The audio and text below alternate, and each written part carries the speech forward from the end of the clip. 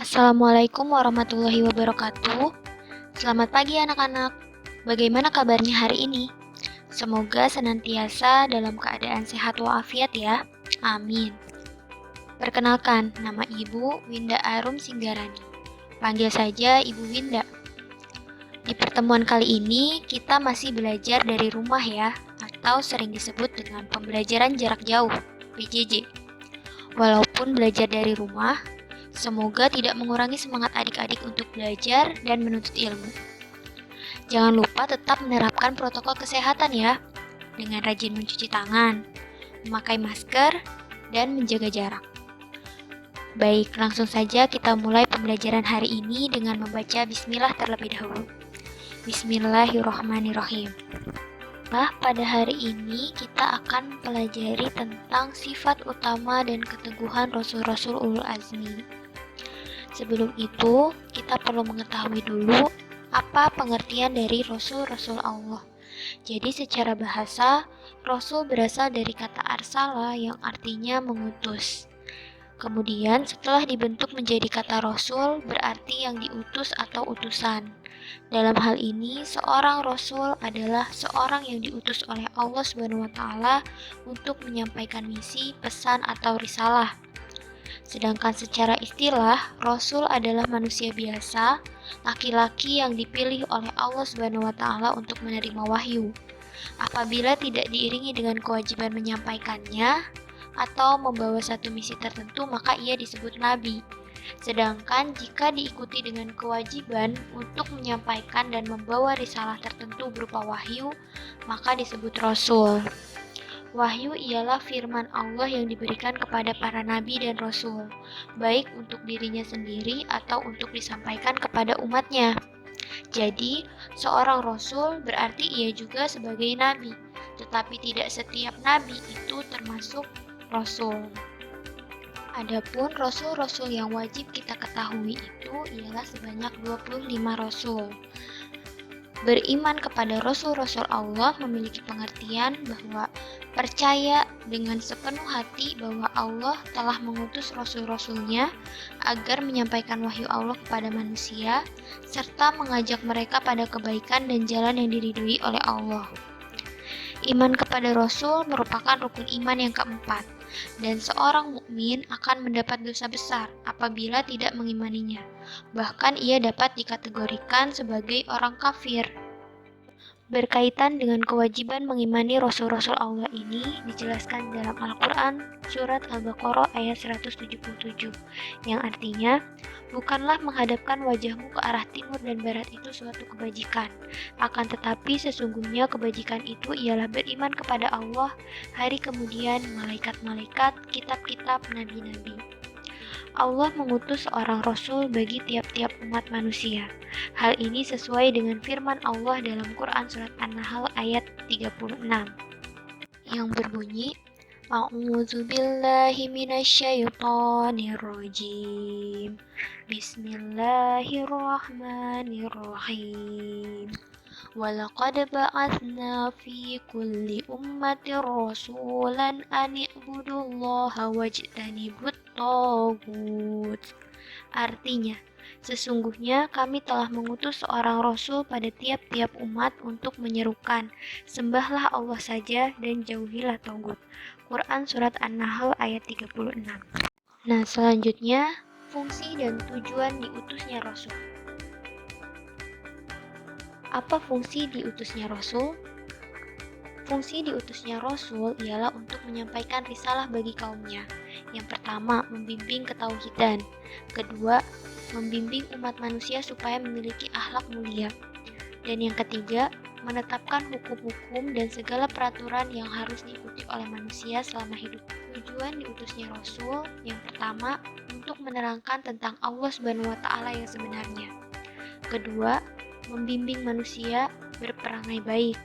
Ketiga, menerangkan bagaimana caranya manusia memuliakan dan membesarkan Allah SWT. Keempat, mengatur kehidupan manusia. Kelima, membimbing manusia untuk memperbaiki urusan hidupnya. Keenam, terutusnya Rasul itu untuk membersihkan rohani manusia. Nah, selanjutnya sifat-sifat Rasul Allah. Sifat-sifat Rasul Allah dibagi menjadi 3. Yang pertama ada sifat wajib bagi Rasul, kemudian ada sifat mustahil bagi Rasul, dan yang ketiga sifat jais bagi Rasul.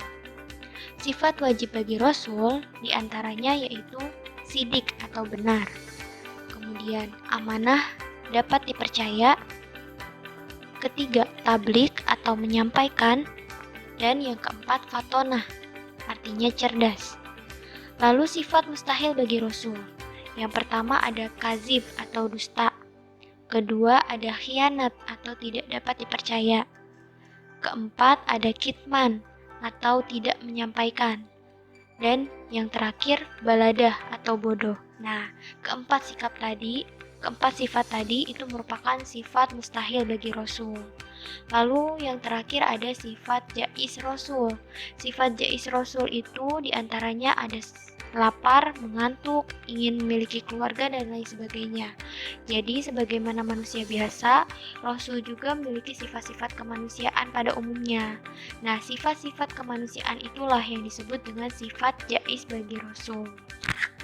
Nah, selanjutnya kita masuk ke pengertian Rasul Ulul Azmi. Apa itu Rasul Ulul Azmi? Jadi, Allah telah mengutus sebanyak 24.000 nabi dan 313 diantaranya adalah Rasul. Dari sekian banyak jumlah nabi dan Rasul tersebut, hanya ada 25 orang yang wajib kita kenali dan imani.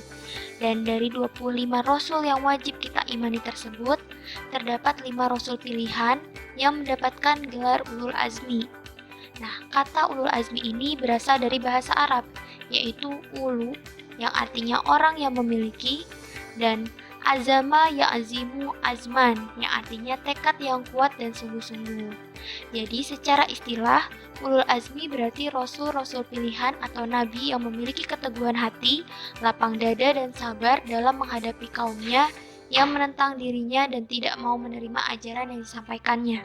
Selanjutnya, sifat utama dan keteguhan Rasul Ulul Azmi dijelaskan dalam Quran surat Al-Ahqaf ayat 35 yang berbunyi, فاصبر كما صبر أولو العزم من الرسل ولا تستعجل لهم كأنهم يوم يرون ما يوعدون لم يلبثوا إلا ساعة من نهار بلاغ فهل يهلك إلا القوم الفاسقون. Yang artinya, maka bersabarlah kamu seperti orang-orang yang mempunyai keteguhan hati dari Rasul-Rasul telah bersabar, dan janganlah kamu meminta disegerakan azab bagi mereka. Pada hari mereka melihat azab yang diancamkan kepada mereka, merasa seolah-olah tidak tinggal di dunia, melainkan sesaat pada siang hari. Inilah suatu pelajaran yang cukup, maka tidak dibinasakan melainkan kaum yang fasik. Quran Surat Al-Ahqaf ayat 35.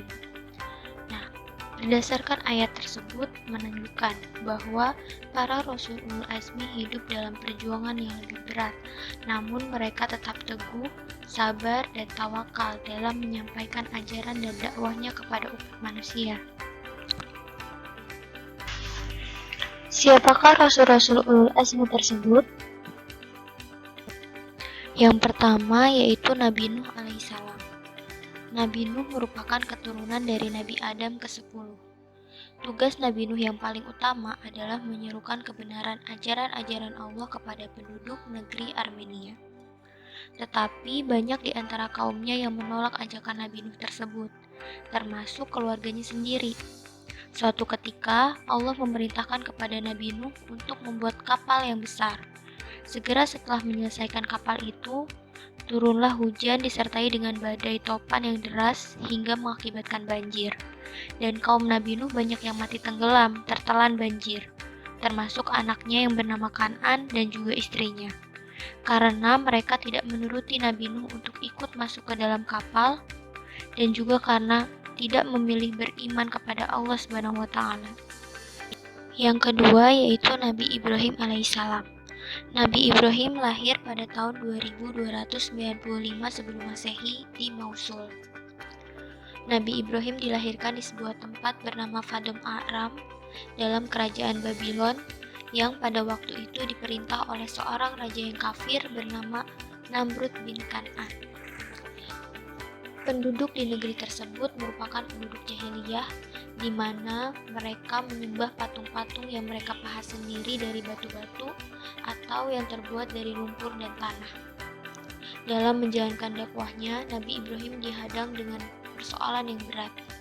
Masa jahiliyah adalah masa keserakahan dan keburukan umat manusia terbesar. Pada suatu hari, ketika orang-orang di negara tersebut pergi dan meninggalkan kampungnya, Nabi Ibrahim alaihissalam memiliki akal untuk menghancurkan semua berhala-berhala itu. Namun, hal itu diketahui oleh Raja Namrud, sehingga Raja Namrud marah besar terhadap beliau. Kemudian Raja memerintahkan pasukannya untuk membakar beliau hidup-hidup. Tapi, atas kuasa dan izin Allah, Nabi Ibrahim alaihissalam diselamatkan dari kobaran api yang panas tersebut. Yang ketiga, yaitu Nabi Musa alaihissalam. Nabi Musa adalah putra Imran bin Yaskur bin Khohits bin Yakub. Beliau lahir di Mesir bertepatan dengan zaman kekuasaan Fir'aun yang terkenal kejam.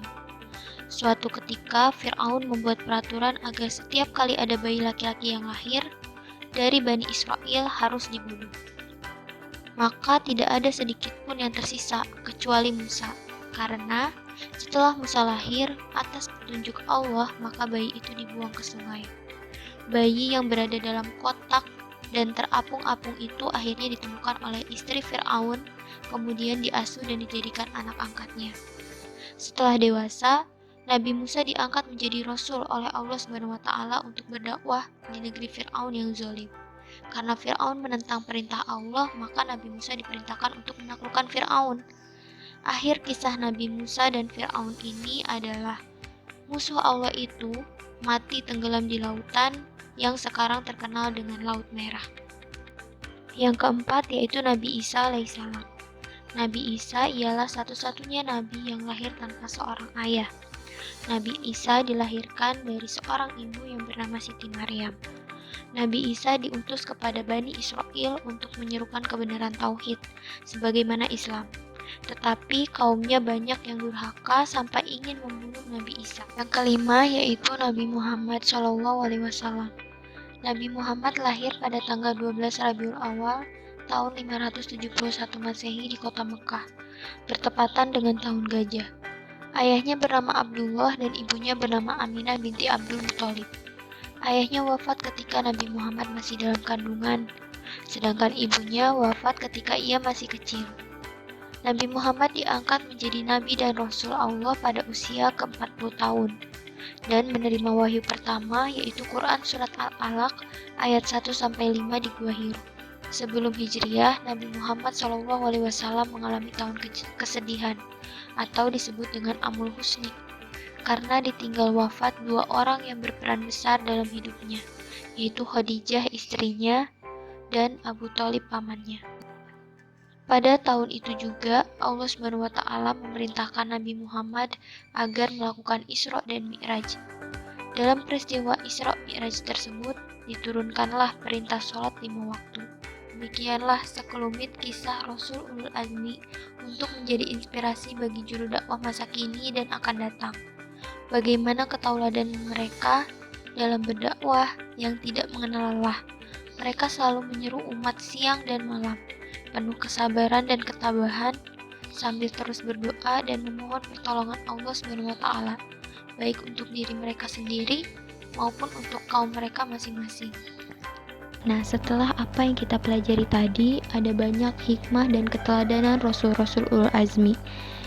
Sifat-sifat utama yang dapat kita teladani dari para Rasul Ulul Azmi antara lain, yaitu ada sabar, ikhlas, ikhtiar, tawakal, dan teguh dalam pendirian.